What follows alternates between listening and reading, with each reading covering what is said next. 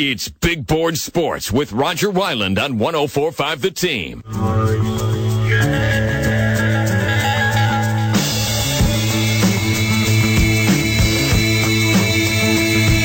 Knicks get beat last night. The Greek Freak does it at the buzzer. Knicks lose 105-104 at the Garden. They're now, 16-19 on this season. That's about where they were this time a year ago. They're doing it right now, playing without Kristaps Porzingis. Steve Popper joins us, NBA columnist, New York Knicks beat writer for the Bergen Record. Good morning, Steve. Roger Wyland and Zach By in Albany on ESPN Radio. How are you? Hey, guys. How you doing? Good. Good, man. So, can the Knicks fans be optimistic about what right now with this team? Anything? 6-game losing streak. Well, at least it feels like familiar territory, so they're probably comfortable with that. Yeah, right. Same records they had this time a year ago. Yeah, it's the same sort of. We were just asking Carmelo about this yesterday. Does it feel like last year when they had that 9-game losing streak and it all kind of fell apart? And he insists it doesn't, but boy, it sure looks a little like that. There's just, we thought this was a 500 team at the start of the year. You kind of get a little high hopes when you see things, but same problems and getting exposed. Look, they're a bad defensive team. They rely on Carmelo Anthony to carry them at times, and it's just more of the same. I think any hopes you had of this makeover, turning this into a contender, they're just not there. They're still where we thought they'd be. Hoping to be an 8th seed and slipping away from that. As each day passes, and look, it's probably not going to get better before it gets worse, because they go to Milwaukee and then play a back-to-back in Indiana the next day. So this could turn into an 8-game losing streak pretty easily. I think the really big loss here was the Orlando one at home the other day, which was just confounding how that team comes in there and blows them out. Why is this team so bad, Steve, defensively? I mean, they were outscored 32-17 last night in the fourth quarter. This is going to sound pretty simple, but they have bad defensive players. So you can sit here and have schemes and strategies, but they're slow, they're old, they don't stop the ball at the top. I think that's where it starts is, Derrick Rose, I'm almost surprised, a couple things about him, how healthy he's been and how good he's been offensively, and how much he was covered up by the Bulls, defenders in Chicago, because he does a terrible job of stopping the ball, of stopping point guards. So it's right there where it starts. The way they play, Carmelo is slow as a small forward. He just gets beat regularly. Aaron Gordon kind of, went athletically by him easily the other day. When he plays power forward, he's just banged up. Noah has been good at times defensively, but he's not the player he was. This is the risk you take, and which we knew you take when you take a team that has players who were good in 2011 and 12, and you try and build around them. You're taking a gamble on age, injury, and that's what you're seeing now. It's not, the downside of it, the positive is you have some talented guys. The downside is they're not athletically where they need to be to play in today's game. And I know Carmelo Anthony had 30 and finally got something going in the scoring department, but he also missed, 3, I thought, big shots, down the stretch that might have been the dagger that would have enabled the Knicks to get that win last night. Yeah, Carmelo's been very up and down. I actually thought last night he looked a little more lively than he has in the last couple of weeks. He keeps saying he's going to play through it. His knees are banged up. His shoulders banged up. You'll see him wincing and grimacing, and he came out of the game in Houston the other night.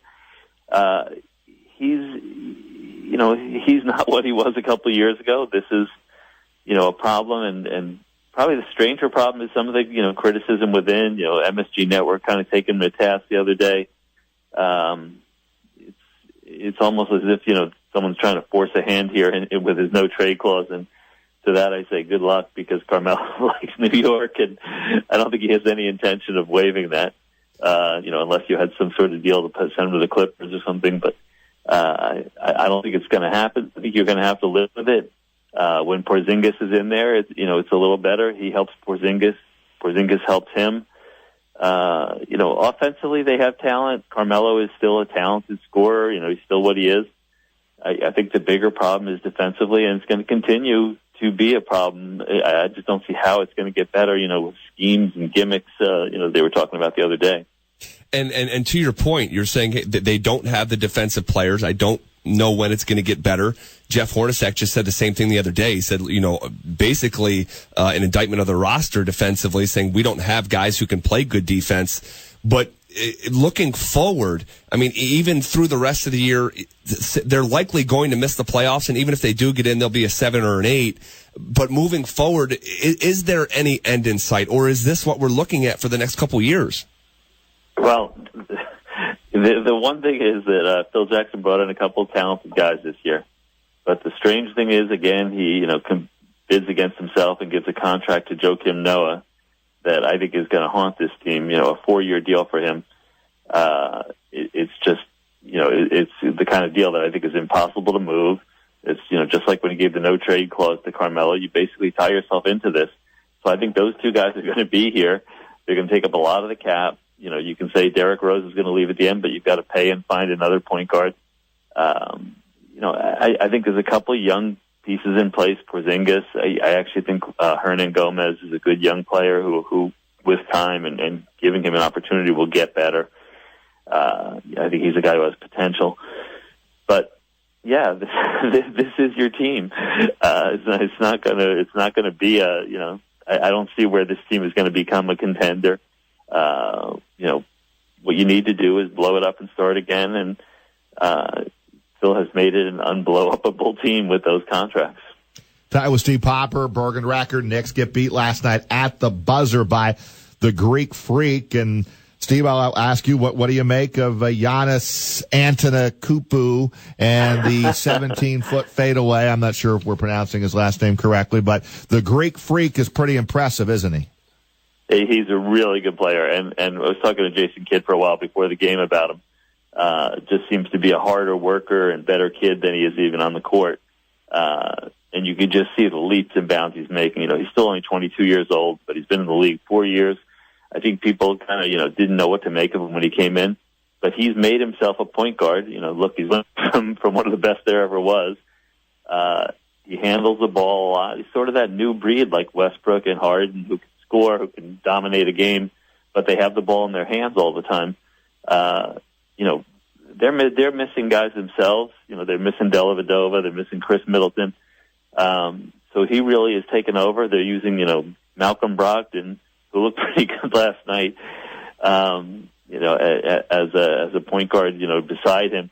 But look, he's really the point guard. It's amazing that he's, they list him 6'11". I'm pretty sure he's 7 foot. And he just seems to expand his game, play by play, day by day. I think guys like him, Porzingis, Karl Anthony Towns, maybe Embiid, are the future of the league. The guys we're going to be talking about for a long time, and they're just, I don't even know how you compete with them because they're freakish talents, for their size, the skill set that they can do. And as much as we talk about Porzingis, I think this guy even more, forget a stretch four. He's a point guard at 7 foot tall. That is amazing. That just is amazing. 6'11", 7 foot point guard, and doing what he's doing. And last night he had 27 points and 13 rebounds. Before I let you go, what is going on with Porzingis here? I thought maybe going to play last night. How badly do the Knicks need him back in that lineup, and when do you expect him back? Well, they need everyone, and they seem to think that he could be back here Friday. He keeps saying that it's not a problem, that, if it was up to him, he would have played Monday, he would have played Wednesday. But that's an injury that you don't take a chance with, especially with a guy like him who, again, is a freakish sort of athlete. He's an athletic 7'3" guy. You can't take chances with these things. And the one criticism I think you'd have of Jeff Hornacek here, who I think has done a fairly good job, is that he just isn't buying into the, resting guys and giving time off, and he's sort of got that old school mentality. Jason Kidd was talking about it yesterday, that, you got to realize that in this game now, it's not a sprint, it's a marathon. I think it's really going to come back to haunt the Knicks if they don't start. They have 4 back-to-back sets this month. If you don't start giving Melo days off, Rose days off, Noah days off, you're going to have a problem as the season wears on. If things look bad now, if you're missing Carmelo for 2 weeks or something, then you're really going to see a problem. Steve Popper, great job as always. NBA columns, New York Knicks beat writer with the Bergen Record. Always appreciate a few minutes here on Big Board Sports in Albany, Steve. Anytime, guys. Thank you, Steve. Steve Popper with us.